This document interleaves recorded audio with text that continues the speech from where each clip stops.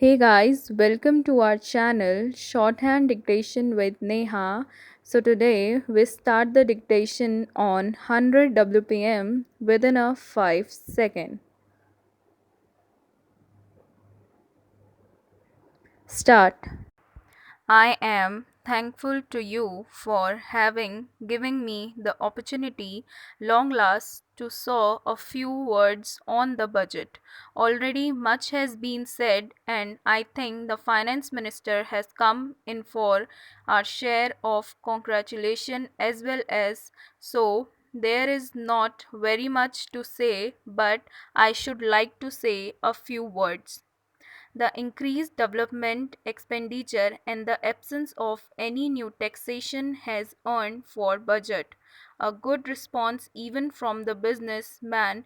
I especially welcome to the relief given to me in the middle class by raising the exemption limit of income tax in respect of personal income. No doubt this is some relief to the middle class, but I would request the finance minister if he could to raise the exemption limit from rupees 4,000 to rupees 6,000 as that would give substantial relief to the middle class. I am indeed glad that the Taxation Inquiry Commissioner has been appointed with Dr. John Mathai as the chairman, and I am sure that many of the Vedic's problem may be solved through this commission.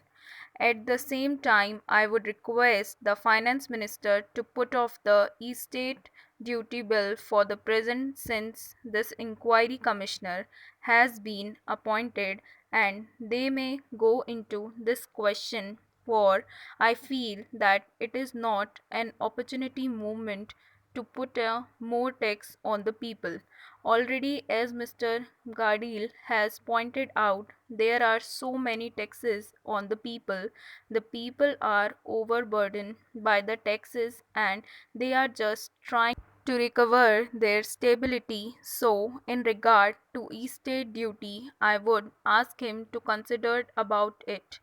My reason for asking it to be postponed is and I have said that the people are still facing economic disaster and then our government is not able to offer the amenities which other countries have been the estate duty exist such as free compulsory education for children from medical aid, homes for the poor, and the destitutes, old age pension, etc. So many humble the Taxation Inquiry Commissioner agree that there is a brighten side of the picture and that instead of continuity harping on our poverty, we should also see the bright side. We are the market encouraging process toward laying in the welfare state. With the cooperation of all the implementation of 5-year plan, I am sure, sir, that we should be able to lay the foundation and fulfill the dreams of India. It is indeed encouraging a knowledge from the finance minister that there is a tendency of lowering food price all over the world and in the case of price in our country too would be lowered.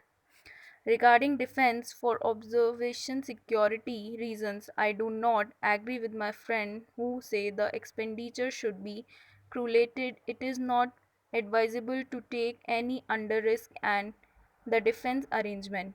Indeed, the defense is the one of our valuable asset, although strange to say there seems to be adverse opinion in some quarters. I agree with the what Journal Carpil once said that God and army are remembered only when there is a trouble. The army consists of the most disciplined and loyal set of young men. It would not be proper to affect economy in the pay of these brave officers as it would not be an imperative for the right type of young men to join the army and it would become effective and insufficient. I believe already officers who have drawn rupees 1400 and they pay are now getting only rupees 700 about us. 100 as allowance, there is other getting about half of what they are were getting before.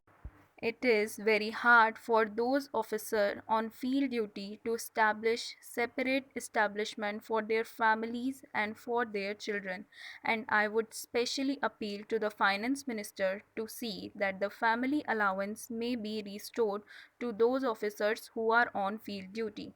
Economy in army could be affected in other way. There is a scope for more than efficient operation to defense industry which process seems slow and by purchase policy of utensils good and store manufactured. Preference should be given to the country made war materials such as could be pronounced here and they would be cheap than foreigner made of goods. I may also suggest that the armed force who are not in a field service or under any operation commitments could be utilized for giving military training to the youth in the school and colleges which would teach discipline and loyalty.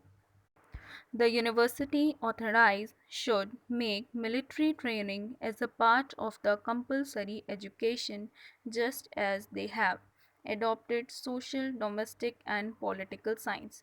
The National Cadet Corps in the already inacculate military training in some universities such as Bombay and Calcutta, but if the military training is made compulsory for our university student, I will go a long way. Thank you.